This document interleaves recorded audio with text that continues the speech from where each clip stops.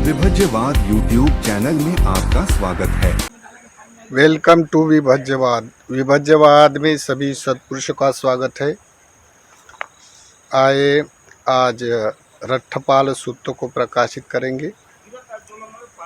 यो हवे दहरो भिक्खु युज्यते बुद्ध शासने सो इमंग पब्बा सीत अब्बा मुत्तो व चंदिमा। जो कोई अपने किशोर अवस्था में काले काले बाल मुंडन करते हुए बुद्ध शासन में प्रवर्जित होता है तो वो स्वयं चंद्रमा जैसा प्रकाशित होता है और दूसरे को भी प्रकाश देता है। ये गाथा के अर्थ से रट्ठपाल नाम का जातक प्रकाशित करेंगे। तो रट्ठपाल ये एक थुल्लो कोटि का एक नगर श्रेष्ठी का लड़का है। उस समय उसका इतिवृत्त बोला जाता है ये कुरुक्षेत्र का है। कुरुक्षेत्र में अधिकतर राजधर्म होने से, वही सतीपटन का उपदेश करने से, वहाँ राजधर्म होने से स्वप्ने में भी वो चेतना के पाप कर्म समझकर वो पुण्य कर्म करने वाले लोग होते हैं। ये परिग्रही दानी लोग होते हैं, आयु वर्ण से बलशाली लोग होते हैं। इसी कारण भगवान ने वही सतीपटन प्रकाशित किया है। तो वो जानते हुए अभी ये रट्ठपाल भी वही थुल्लो कोटि का है। थुल्लो कोटि यानी कुरुक्षेत्र का। तब एक बार तथागत मल्ल देश से लेके कौशल देश से लेके वो कुरुक्षेत्र में ऐसे उसका जाने का सफ़र था। उस सफ़र के दौरान तथागत जब उस और चर्या करते थे तब बहुत सारे लोग, धार्मिक लोग धर्म श्रवण करने के लिए जाते थे। वैसा रट्ठपाल भी चला गया, नगर श्रेष्ठी का लड़का। जाने के बाद तथागत का धर्म सुनते सुनते उसको वीरज चक्षु ज्ञान चक्षु उत्पन्न हुआ और वो फिर सब लोग धर्म श्रवण करने के बाद सब लोग चले गए। तब वो भी वो अपने का उनके साथ चला गया। चले जाने के बाद चलते चलते उसके मन में आया क्या इतना बड़ा श्रेष्ठ धर्म गृहस्थी होते हुए पालन करना असंभव है। चले हम लोग भी प्रवर्जित होंगे तभी तो ये अपना अर्थ को प्राप्त कर सकेंगे ये जीवन में। ऐसा समझते हुए वो पलट दिया और तथागत के पास आके बोलते हैं भगवान मुझे बुद्ध शासन में प्रवर्जा मिले, धम्म मिले। ऐसा बोले तो भगवान ने कहा देखो रट्ठपाल, जब से शासन है क्या, जैसे राहुल को प्रवर्जित किया तब से शासन है कि जो कोई प्रवर्जित होना चाहता है तो उसको माता पिता की सम्मति चाहिए। तो आपके पिता की सम्मति, माता की सम्मति चाहिए तो आप लोग प्रवर्जित हो सकता है। ऐसा बोलने से वो गया घर को जाने के बाद अपने पिता को बोलता है मुझे प्रवर्जा लेना है, मुझे सम्मति दो। तो पिता ऐसा हटपटाता हुए उसको हाथ का बर्तन छूट गए और माँ को बोला तो माँ ने भी ऐसा करके उसको बड़ा एकदम महसूस हो गया सदमा। तो बोलते हैं मेरा एक लड़का बेटा प्रवजित होगा तो मेरा क्या होगा, हमारा क्या होगा, एक ही बेटा है करके ऐसे वो हिचकिचा रहे, बातें कर रहे, उलझन आ गई उसके मन में। तो फिर क्या हो गया, फिर रट्ठपाल को कोई उपाय नहीं मिला तो उन्होंने क्या किया, अपने आंगन में लेट गया और बोलते हैं जब तक मुझे सम्मति नहीं मिलेगी तब से मैं यहाँ से हटूंगा नहीं। 2-3 दिन रहा, फिर वो बोलता है चलो कोई बात नहीं, आप खाना खा लो, तो भी खाना नहीं खाता है, मर जाऊंगा नहीं तो मुझे सम्मति चाहिए। ऐसे देखते हुए उनको नगर श्रेष्ठी उनके पिता ने उनके मित्र को बुलाया। मित्र को बुलाने के बाद ये मित्र आए, उसको समझाया। बोलता है देखो उसको समझाओ, ये मेरा एक लड़का बेटा है। तो इसको मित्र को बोलता है देखो मित्र हो, मैं एक तो प्रवर्जित होगा, नहीं तो मुझे सम्मति चाहिए, नहीं तो मैं मर जाऊंगा। ऐसा बोलने से वो मित्र बोलता है उनके पिता को, पिताजी आप लोग एक काम करो, वो मरने से अच्छा है क्या प्रवर्जित हो जाए। प्रवर्जित होने के बाद वो आपको मिलने के लिए आएगा कभी ना कभी, तो आप लोग प्रवर्जित होने दो उसे, मर जाने से भला अच्छा है वो प्रवर्जित होने से। ऐसा समझाने से उसको सम्मति दे दिया। सम्मति देने के बाद फिर वो चला गया प्रवर्जित होके बुद्ध शासन में। 1 साल के अंदर ही वो अपने अरंत पद, जिसके लिए ब्रह्मचर्या करते हैं बुद्ध शासन में, वो अर्थों को प्राप्त हो गया। बताने का मतलब यही है कि कोई भी अरंत अपने अपदान गोत्रभू चित्त से होता है। उनका भी कोई गोत्रभू चित्त होगा, उसका भी ये जीवन का लास्ट का जन्म होगा, तभी तो अरंत होते नहीं एकदम से। कोई तो ऐसे बैठे बैठे सभी के लिए कॉमन नहीं होता क्या बैठ जाओ और तुम लोग मुक्त हो जाएंगे, ऐसे तरह होते। उसका बीज होता है, उसका क्रम होता है वो मुक्त होने का। तो ये मुक्त हो गया। मुक्त होने के बाद जब प्रवजित होने से पहले उनके पिता ने कहा था कि देखो मैं सम्मति तो देता हूँ, लेकिन मेरे को आपको दर्शन के लिए हेतु मैं हमारे माता पिता के पास आना चाहिए आपने। तब उसने हो बोला था। यही याद उसको याद आ गई। याद आने के बोलता है भगवान मैं थुल्लकोट में जाना चाहता हूँ मेरे माता पिता को देखने को। तब भगवान देखते हैं अरे ये तो सिनाश्रय हो गया, ये तो घर परिवार नहीं रह सकता है। इसी कारण भगवान ने झट से सम्मति दिया।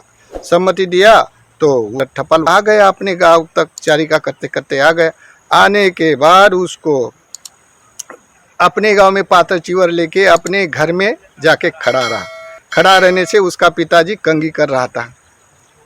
कंघी कर रहा था बालों की, तो देखा बरोबर उनको पहचानने में नहीं आया। आया नहीं से वो गाली देना चालू कर दिया। बोलते ये श्रमण मेरा एकलता एक लोटा बेटा चला गया और तुम ये ऐसे हमारे घर में आते, ऐसा करके उल्टा सीधा बोलने से वो अपमानित होने से वो रट्ठपाल वापिस लौटा। देखो वापिस लौटने से उनकी घर की जो दासी है बासा जो खाना था, वो बासा खाना कुत्ते बिल्ली को डालने के लिए बाहर आई। बाहर आने से वैसी उसकी दासी पर नज़र गई रट्ठपाल की। तब बोलता है भगिनी अगर ये खाना आपका वेस्टेज ना जाए, कुत्ता बिल्ली ना खाए, तो मेरे पात्र में डाल के पुण्य संपादन कर सकती है। ऐसा बोलने से उसने उनके तरफ देखा। देखने तो उन्होंने पहचान लिया ये तो मेरा रट्ठपाल छोटा राजा है। ऐसा बोलने से उसके पात्र में वो भोजन बासा वाला डाल दिया और वो झट से दौड़ते हुए घर को चली गई। और उसकी माता को बोलते मामा अपने वाला पुत्र है ना छोटा मालिक वो आ गया है, अपने घर से वापिस गए।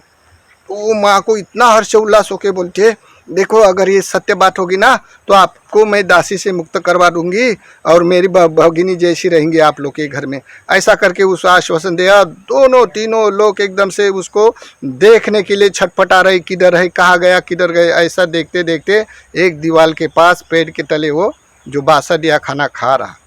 ऐसा खाते वक्त उनके वाले रिश्तेदार न्यातिगंज आए। बोलता है रट्ठपाल तेरा घर होते हुए तू यहाँ खाना खाता है, बासा खाता है। तब रट्ठपाल बोलता है श्रमणों का कोई घर नहीं होता, ये बेघर होता है। अगर कोई चाहता है तो आमंत्रित करने पे उसके घर में जा सकता है। ऐसा बोलने से बोलता है कोई बात नहीं, कल के लिए हम आमंत्रित करते हैं आप। ऐसा करके उसने माँ ने वंदना करके आमंत्रित किया। फिर क्या सवेरे उनके पिता ने ऐसी तैयारी कर दिया कि वो वापस ना जाए। फिर क्या हो गया, अब उनके पत्नी को बोला तुम बड़ा साज श्रृंगार करो, आपको देखकर मोहित हो जाए, वापिस ना जाए। और उसने जितना भी धन था ना वो धन सगे बाहर के बरामदे में लाके उसके ऊपर चादर बिछा के रखा कि धन देकर नहीं जाएगा। फिर क्या हो गया, वो समय भात तैयार था, समय हो गया तो रट्ठपाल वो अपने वाले नगर में घर में चले गए। चले जाने से बाद ऐसा बैठता नहीं तो उसके पिता ने ये धन जो जितना एवज था उसके ऊपर से चादर हटाई। बोलता है रट्ठपाल देखो इतना धन है, तुम्हारे माता का और भी धन है, तेरे पुतनी का भी 2 पत्नियां हैं तो तेरा 2 पत्नी का भी धन और है। इतना धन होकर तुम क्यों प्रवर्जित होता है? ये धन अगर आप यूज़ नहीं करेगा तो लिच्छवी राजा हमको मार कर लूट कर ले जाएगा। इसी कारण हमको ये भय लगता है, आप लोग मत जाओ, अभी श्रमण मत बनो। तब वो रट्ठपाल बोलता है आपको अगर ये धन का इतना ही भय है तो तुम जमा करो और गंगा नदी में डाल दो, तुम्हारा भय खत्म हो सकता है। ऐसा बोलने से देखो वो बोलता है देखो ये श्रमण कैसा होता है, कोई भी ऐसा कोई कर सकता है भला? हाँ, ऐसा करते वो अपना पिता चुप हो गया।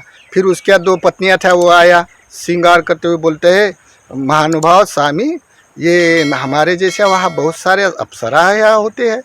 तो बोलता है भगिनी वहाँ कोई अप्सरा नहीं होता है, सभी दुखों का कारण उसको उपशमन करना होता है, वहाँ कोई अप्सरा नहीं, अप्सरा तो लोभमूलक होती है। ऐसा करने से वो दोनों को भगिनी बोलने से उसको चक्कर आ गया। फिर ऐसा उठते हुए उसने बहुत सारे उदान प्रकट करते हुए बोला, अभी हम लोग वीडियो ज़्यादा बड़ा ना हो जाए इसलिए नहीं बोल सकता। बड़ा लंबा लंबा जैसे जाल बिछाया था मृग को, लेकिन मृग आपके जाल के फंसने वाला नहीं है, ऐसा बोलकर वो खाना खाकर चले गया। चले जाने के बाद उस गांव में एक नगर श्रेष्ठी था। वो नगर श्रेष्ठी के मीग नाम का उद्यान था और उद्यान का पालनहार मिगव नाम का उसका फूल माली था, नौकर। तो ये दोनों की चर्चा हमेशा होती थी कि अपना गांव का एक रट्ठपाल प्रवजित हो गया, उसके पास धन है, न्यातिगण है, फिर भी क्यों हो गया, ऐसा करके हमेशा चर्चा होती थी। और वही उद्यान में रट्ठपाल जाके अपना आसन बिछा के बैठ गया। बैठ जाने से जैसा वो मिगव को दिखा तो दिखे बरोबर वो आ गया मिगव। बोलता है हमारा मालिक आपका बहुत याद करता है। ऐसा करते वो बोलने के बाद फिर बोलते हैं देखो, वो गया अपने मालिक के पास जाने के बाद बोलता है मालिक आप लोग ना हमेशा चर्चा करते थे ना रट्ठपाल की, वो रट्ठपाल तो आपके मीग उद्यान में बैठा है, चले आप उसको देखें, उसका दर्शन करें। ऐसे बोलने से वो कौरव राजा नाम का था, राजा का नाम था कौरव था। तो कौरव राजा अपने उद्यान में आने के बाद ओसा नज़दीक आते हुए वो रट्ठपाल बोला, राजा आप लोगों को ये आसन बिछा है, अगर आपको बैठना है तो बैठ सकता है। बैठ गया और वंदना करके एक हाथ जोड़कर बोला। उन्होंने एक्सेप्ट लिया। जैसे संसार में उच्छेदवादी श्रमणों की निंदा करते हैं, श्रमण क्यों बनते उसके कारण हेतु न मालूम होने के कारण, इसी कारण श्रमणों की भिक्षु की निंदा करने वाले लोग हमेशा होते हैं। फिर उसकी श्रद्धा उपासना करने वाले और देय दान देने वाले दायक भी संसार में होते हैं, क्योंकि कुशल धर्म का अनुमान है। और जो लोग श्रमणों की निंदा करते हैं तो वो बोलते हैं क्या उसका ऐसी चार बातों से ये संदेह उत्पन्न करते श्रमणों को बोलते हैं। वैसा ही उसने कौरव राजा ने बोला, देखो रट्ठपाल तुम मेरे नगर का बहुत किशोर अवस्था वाला श्रमण है, और हम ये बोलता है क्या देखो संसार में चार हानि देखकर कोई श्रमण बनता है। जैसे कोई बुढ़ापा देखकर, काम भोग न करने के कारण, रोग देखकर, अभी वो मरने का समय है मर ही जाएगा अस्थायी रोग के कारण, और उसका धन हरण होने के कारण, या उसके नातिगण हरण होने के कारण, ये चार बातों के कारण कोई भी श्रमण बनता है, ऐसा मैं समझता हूँ। तो आप भी ऐसे ही बने। तब रट्ठपाल बोलता है देखो महानुभाव, देखो अभी मैं बूढ़ा नहीं हुआ हूँ, जवान हूँ और निरोगी हूँ। दूसरा मेरे पास बहुत सारा धन है, अभी भी मेरे मित्र और मेरे परिवार सभी बहुत सारे अधिक न्यातेगण हैं, और फिर मैं रोगी भी नहीं हूँ, तंदुरुस्त हूँ। ऐसा बोलते हो तो फिर क्या बात है श्रमण होने की। तब वो बोलते देखो महानुभाव, हमने तथागत का उपदेश सुना है, तथागत ऐसे उपदेश करते हैं। तो बोलते हैं कैसे, देखो ये संसार त्राय रहित है, ये संसार त्राय रहित है, सभी विनाशकारी है, सभी को अकेले में मरना पड़ता है, और किसी की भी यह तृष्णा पूरी नहीं होती है, इसी कारण दुख जरा व्याधि में सुरक्षित नहीं होता है। तो बोलते जरा स्पष्टीकरण करे। तो जैसे कि समझो ये सभी संसार त्राय रही है, इसका मतलब है सभी संसार उत्पन्न तो हो रहा ना, जो जन्म लेता है उत्पन्न होते वो सभी के सभी मरने के लिए दौड़ते हैं ना। तो बोलते हैं हाँ, तो कोई ऐसा बच सकता है जब मरण से बच सकता है, रोग से बच सकता है।